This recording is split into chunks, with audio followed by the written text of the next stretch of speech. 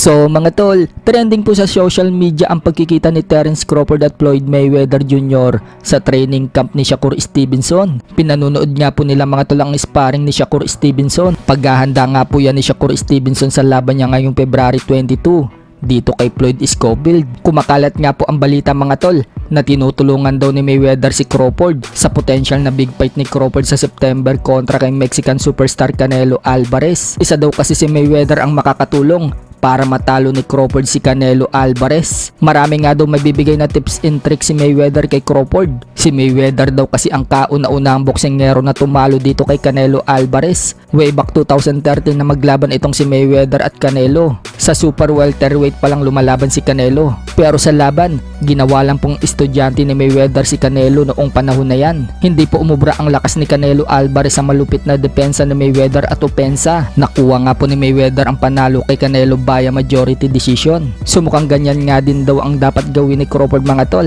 para manalo dito kay Canelo. Yung lamangan ni Crawford ng puntusan si Canelo. Mahirap daw kasing pabagsakin itong si Canelo mga tol. Wala pang boksingero ang nagpapanockout kay Canelo. So kung magagawa ni Crawford na patulugin si Canelo mga tol, isang magandang history yan para kay Crawford. Pero ang manalo kay Canelo ng puntusan, sapat na umano yan, katulad sa ginawa ni Mayweather. Sa kabilang banda naman mga tol, Rolly Romero nagbigay ng opinion sa laban ng Gervonta Tank Davis versus Lamont Roach Jr. na magaganap na sa March 1. Hayagan nga pong sinabi ni Romero mga tol na wala daw tsansa na manalo si Lamont Roach Jr. kay Tank Davis. Wika ni Romero mga tol, bagamat kampiyon daw itong si Lamont sa super featherweight, wala umano itong magagawa kay Tank Davis dahil aakyat siya ng dibisyon at lalabanan ang malupit manuntok. Hindi daw uubra si Lamont mga tol kay Tank Davis na pinakamalakas sumuntok sa sport. Dagdag pa ni Romero, hindi rin umano maikukumpara si Lamont sa kanya dahil siya daw, isa din daw sa malakas sumuntok.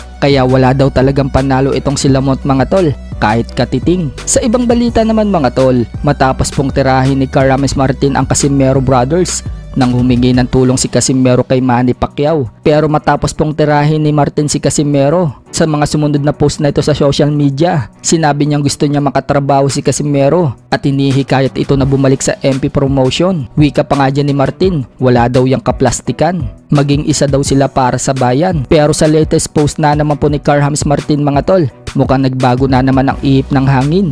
Pinagtitiripan na naman po niya ang Casimero Brothers. Sa post po kasi ni Martin ang litrato ng Casimero Brothers, makikita mga tol na parang nanglilimos ang magkapatid na Casimero. At sinabi pa ni Martin sa caption, "Help." So nagkomento nga po dyan mga tol ang presidente ng MP Promotion na si Sean Gibbons at pinost nito ang litrato ni Casimero na mataba ito. So anong masasabi nyo dyan mga tol? Mukhang ayaw ni Sean Gibbons na makipag-ayos sa Casimero Brothers. Samantala, General Casimero nagpost sa kanyang social media account at nangako na maaayos pa din niya ang labang kay Inoue. Wika po kasi sa post ni Casimero mga tol, abangan na lang daw natin siya. Pagkatapos daw kasi ng birthday niya, tatrabahuin na daw niya itong si Inoue. So sa February 30 na nga po ang birthday ni Cuadro Alas mga tol. So tingnan natin mga tol kung anong hakbang ang gagawin ng Team Casimero.